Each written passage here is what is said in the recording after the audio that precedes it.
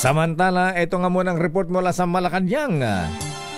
Ano bang i-detalye mong alit yung napag-usapan ng mga tsikahan ng Pangulo at dun sa kanya mga bisita kagabi? Ayan yung impeachment. Tama na yan. At yung mga greedy sa corruption. Pero ito ang lead ni Lete, senior military officer sinikayat ng Pangulo na tumindig para sa katotohanan at sa ligang batas. Di ba nagsalita na rin si Apo General Romeo Ometa Browner Jr., ha? Ayan, at yung mga pinanumpa, yung kinonfirm sa commission appointments nung isang araw, ha? Congressman Roy Loyola, ha? Most Merciful Congressman Johnny Pimentel, ha? Pinapurma mo naman sila, pinag-attention mo na naman sila, ha? Anyway, sila po ay nandigan na walang ugong-ugong ng kudita, mga ganyan. Sawa na ang mga tao dyan. Take it from coup platter. Ayan, Colonel Ariel Kerubin. Nung mag-speech dun sa Katimugan Shrine Club sa Grand Lodge sa isang gabi, sabi niya, wala na, mga lesson learned, ika nga ng ating mga kasundaluhan. Aris number 14 mula sa Malacanang, Let Narciso, ano ang latest dyan? Miss Let, good morning. Good morning, Lakay. Mamuno ng may karangalan, magsilbi ng may integridad at maging inspirasyon at magandang halimbawa. Iyan ang mensahe ni Pangulong Ferdinand Marcos Jr. sa mga bagong promote na general at flag officers ng Armed Forces of the Philippines. Sa kanyang talumpati sa oath-taking ng mga ito sa Malacanang, sinabi ng Pangulo na ang bawat desisyon at aksyong gagawin ng mga opisyal ng militar ay makatutulong sa paghuhulma ng Republika. Kaya naman hinikayat nito ang senior officers ng AFP na tumindig para sa katotohanan, sa saligang batas at para sa bawat Pilipino. Mabigat man anya ang kanilang sinumpaang tungkulin at maraming hamon ang kailangang harapin, makakaasa ang militar na ang buong bansa ay kasama nila sa pagdarasal para sa kanilang kaligtasan. Matatandaan kamakailan ay hinikayat rin ni dating Pangulong Rodrigo Duterte ang militar na kumilos para protektahan ang konstitusyon sa harap ng umano'y fractured o wasak na gobyerno. Lakay? Anong sino-sino mga bisita kagabi sa Malacanang? Doon sa Dalawa lang Lakay yung pinangalanan ng Presidential Communications Office. Sino lang si Speaker Martin Romualdez at si Majority Leader Manix Dalipe. Sino pa? Marami Ayan.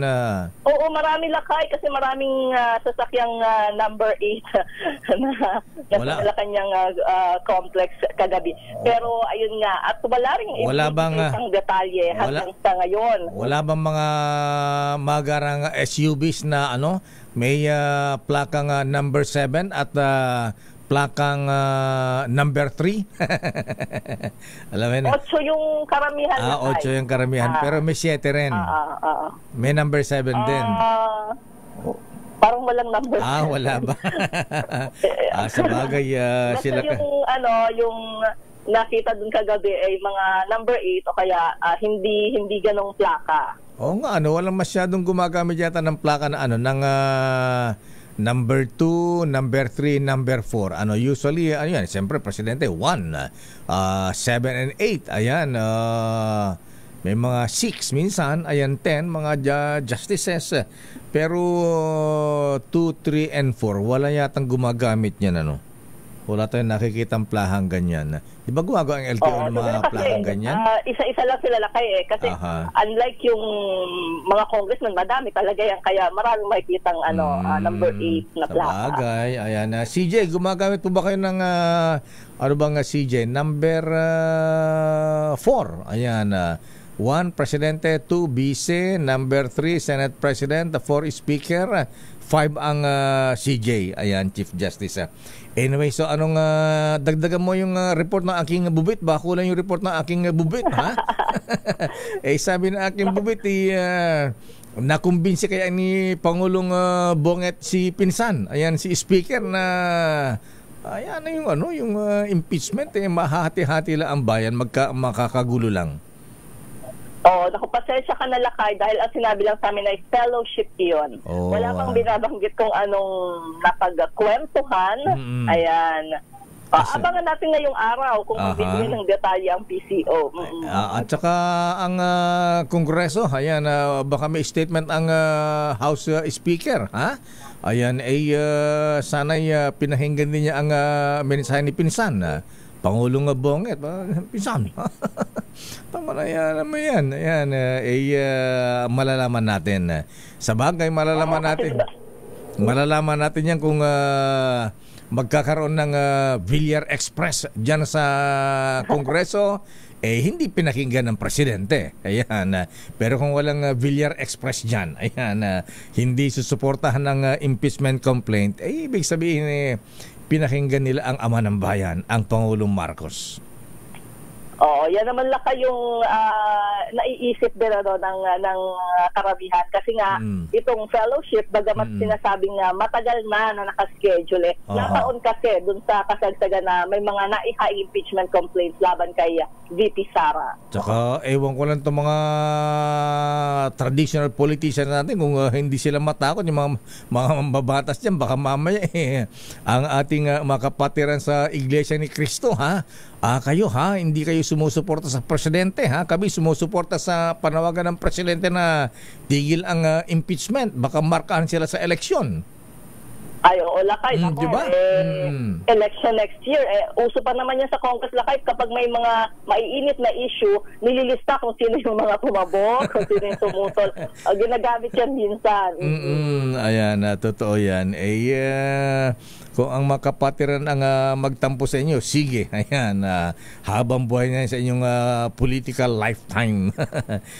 Yung corruption daw, pati ang presidente, may mga nasabihan din kagabi na pwede ba grabe na ang corruption. Ayan, pati mga kaalyado natin sila na ang nagpuprotesta sa free-for-all na corruption ngayon. Sana'y isa rin yan sa mga may summit pa, di ba? United Nations, nga ba ginawa yung summit? Miss Lep? Malacanang mismo Lakay, yung conference. Kaya siguro, mantake mo, sa Malacanang pag ginawa yung conference para labanan ng korupsyon, tapos walang mangyayari. So, dapat siguro ang Marcos administration ay magpakita rin ng example. Lakay, dahil yan naman yung palaging panawagan din ni Presidente. Kaso nga, kagaya ng sinasabi mo, kailangan may masampulan siguro. Kasi hanggat walang nasasampulan dyan, walang matatakot dyan. Anyway, ano yung schedule ng Pangulong Marcos ngayong araw ng Huwebes, Miss Lat? Ngayong araw, Lakay, ay bibiyahing Mindanao si Presidente. Mamimigay siya ng titulo ng lupa sa mga beneficiary ng agrarian reform sa Panabo, Davao del Norte at sa Alabel, Sarangani. Sarangani at saka Davao, ha? Ayan, di ba dadaan ng Davao City? Ayan. Ayan. Anyway, abangan natin yan. Okay, maraming salamat, Miss Let. Good morning, balik sa iyo, Lakay. Maraming salamat. Live mula sa Malacanang, Let Narciso. Damdamin Bayan.